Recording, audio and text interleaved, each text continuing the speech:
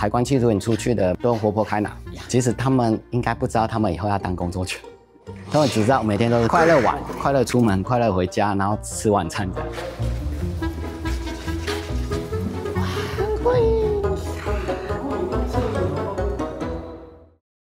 犬只到底有没有极限？唯一的极限就是完全没有味道。一个足球场放一个有气味的东西，狗是能找得出来的。目前为止啊，我觉得还没有说就是这样了，它能力就只能到这样。没有，我觉得就是看领犬有没有用心。Good boy。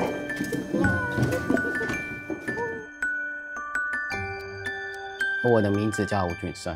我是财政部关务署缉毒犬培育中心，目前担任训练师的职务，然后从领犬到现在已经有大约14年的经历。我从领犬开始受训，当学员开始就从零开始经过13周的考核，每周都会定期考核，半年以后会进行最终的考核，才能正式成为领犬这个职业。在分发到关区中心的训练师发现，这个可以培养成训练师，然后就开始从助理训练师开始，然后了解每一只狗受训犬员的个性。其实刚开始的乐趣就是看到狗开开心心的上班，然后我安排的训练或安排的任务，它都能如期达到，然后就发现它有成长，那你就会觉得有一种满足感、成就感。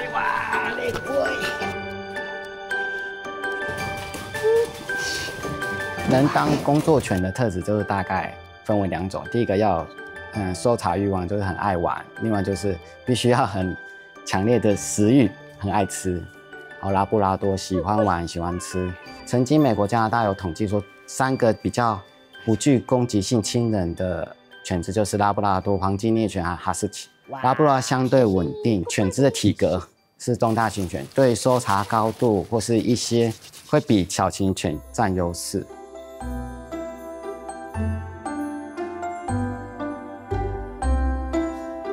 我们有育种，一般来讲，正常说5到7只一胎，然后3个月之前会初步的嗅觉开发刺激，适应简单的一些声音或人群或者是互动，3个月就会送到寄养家庭，然后继续所谓的社会化训练，去柜场或邮局或公园，看他对人事物各种反应的有没有受到影响，或是有畏惧的情况。到1岁或1岁3个月进入课程。我们就是尽可能不要让它有累的感觉，所以从小的时候我们会去控制，希望家长也不要太累，可能刚开始走100公尺、200公尺就好，因为体力上本来就是没办法，然后再慢慢的延长。我们会依照犬龄它适合，例如玩游戏或找搜寻游戏，大概1分钟，我们就1分钟就结束了。我们不是说它今天表现很好那玩了10分钟让它打败它，或者让它没兴趣，我们不会做这种让狗有影响它以后的发展的训练或是。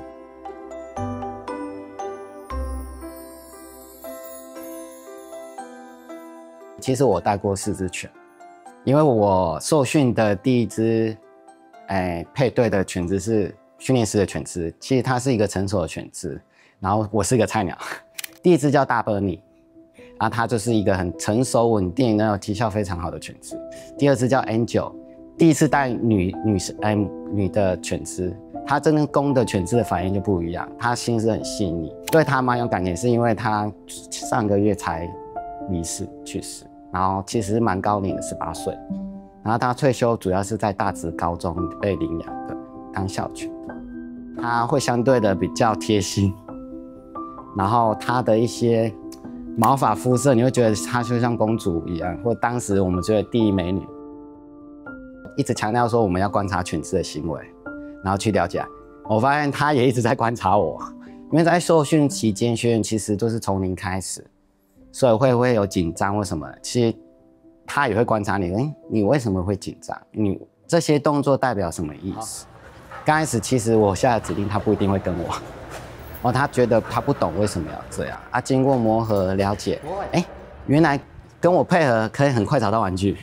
到最后能结训，是因为有人说人犬合一的境界，2个如同在同一个世界里面，其他的东西都不会受到影响。然后因为我后来就是当助理训练师，要不要释出给学员其实那时候也有挣扎一段可是因为以整个计划来讲，还是必须要取舍。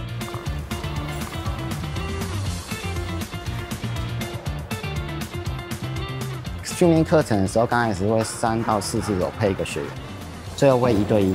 你要越来越懂你的狗。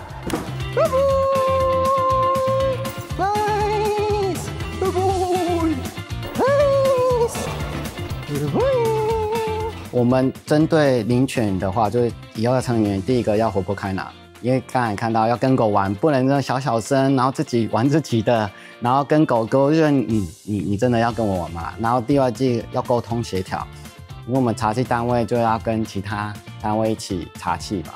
观护特考考进来的学员就是同仁，其实是没有体能的筛选，在我们的执勤环境上，其实我们的大部分都是牵绳训练，跟狗互动就会很激烈的玩耍。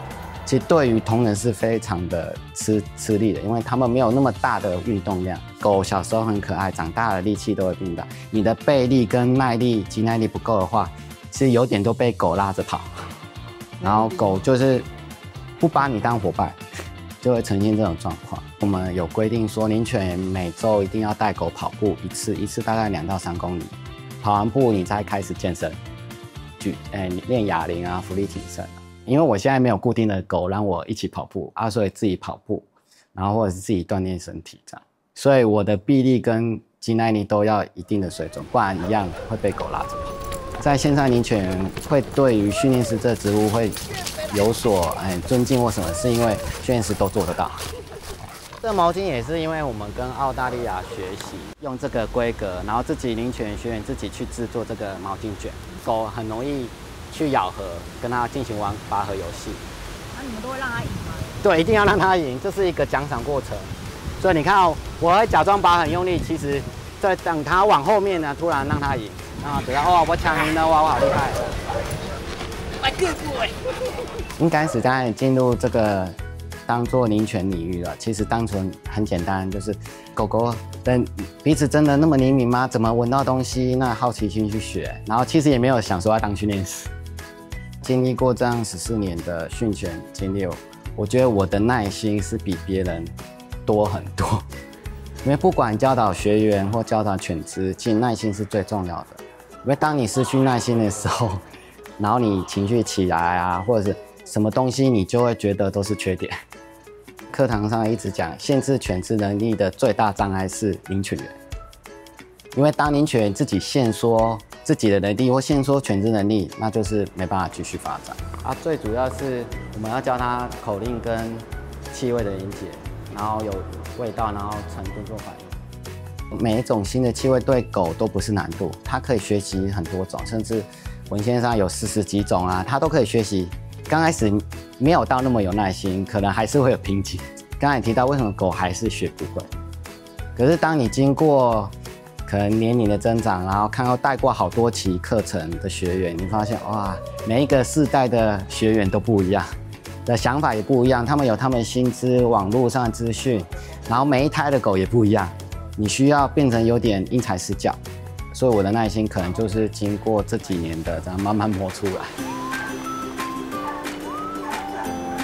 我们有时候会开玩笑，领犬说，你不管在家里或私底下遇到什么难受的事，你带狗你就给我快乐的跟它玩，因为它不知道你发生的事，可是它只知道你要跟它一起完成这个游戏，所以你不能带太多个人情绪在里面。因为狗狗其实蛮会观察人的情绪，因为你今天的动作或是脚步或是叹气声，它都知道你心情有所波动，它也会有一些影响。我是表现不好嘛？狗狗真的是蛮单纯的，你教给它什么，它就如实反应嘛。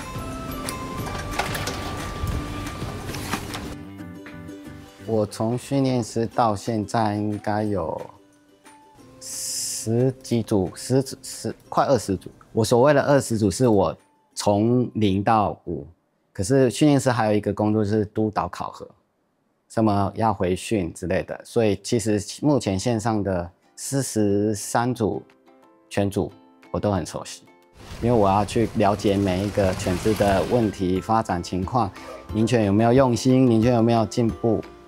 虽然不是第一线人员，可是发现哦，你把一个能训练出优秀的犬队出去，让他们去外面发光发热，也是一个方法。虽然不是自己抓到毒品，我会转换成另外一种心态说，把自己所学的技术能传承下去。其实我下班还很多领犬，如果问到问题都会打电话给我。我觉得这不是压力了，反而是一个兴趣。